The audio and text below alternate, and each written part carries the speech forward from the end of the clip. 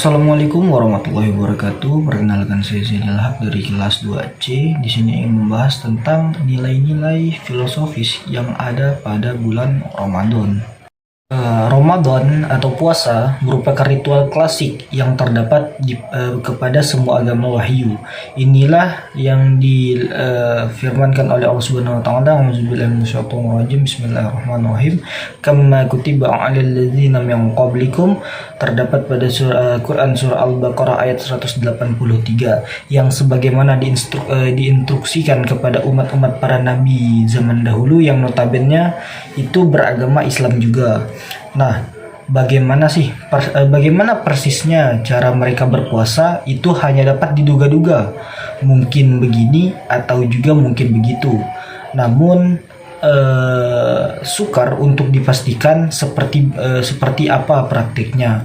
Yang jelas, syariat Nabi Muhammad SAW itu sebagai syariat yang paling mutlak atau yang paling paten, yang dimana itu sudah berbentuk final tata tertib puasa bagi kaum yang beriman seperti kita semua. Ada juga di dalam konteks syariat Islam, puasa atau saum yang dimaksud ialah menahan diri dari makan minum dan kegiatan seksual sejak terbitnya fajar hingga terbenamnya matahari, dengan niat yaitu beribadah kepada Allah yang tentunya. Khusus pada bulan Ramadan, puasa merupakan kemestian fardu ain di setiap individu yang berakal dan tumbuh dewasa, dengan beberapa pengecualian yang diuraikan yang detail-detailnya ada di dalam buku-buku fikih. Nah, untuk di luar bulan suci Ramadan, kaum muslim juga diperbolehkan untuk dianjurkan berpuasa secara sukarela atau yang biasa disebut dengan puasa-puasa sunnah yang berdasarkan petunjuk Rasulullah SAW, di samping puasa denda dan juga kompensasi atau yang bisa disebut dengan qada sesuai dengan aturan yang sudah ditetapkan atau aturan-aturan yang sudah berlaku. Nah, ada juga multifungsi daripada puasa itu tersebut, yaitu seperti puasa yang bersifat multifungsi dan multidimensi. Itu ada beberapa fungsinya, seperti bisa kita sebut dengan fungsi konfirmatif. Jangan mengaku orang Islam dan beriman kalau tidak puasa pada bulan suci Ramadan tanpa alasan yang dibenarkan. Berpuasa itu adalah bukti pengukuh keislaman dan keimanan kita. Nah, fungsi selanjutnya bisa disebut dengan fungsi purifikatif. Orang yang berpuasa sesungguhnya mensucikan dirinya. Puasa itu merupakan instrumen pembersih kotoran-kotoran jiwa, seperti halnya sholat. Orang yang berpuasa tidak hanya menolak yang haram dan menjauhi yang belum tentu halal dan belum tentu haram. Jangankan yang subhat, dan yang haram. Jangankan yang subhat dan yang haram, sedangkan yang jelas halal pun tidak ada jaminannya atau tidak dijamahnya. Nah, ada juga fungsi lainnya, yaitu fungsi untuk mematahkan dua syahwat sekaligus, yaitu syahwat perut dan juga syahwat kemaluan.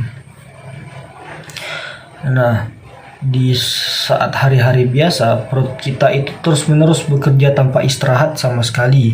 Nah, puasa ini merupakan waktu bagi organ-organ pencernaan tersebut merenovasi sel-sel yang rusak dan memberikan kesempatan energi tubuh memenuhi kebutuhan organ-organ yang lainnya. Ada sabda Rasulullah yang artinya segala sesuatu ada zakatnya. Zakatnya tubuh adalah puasa.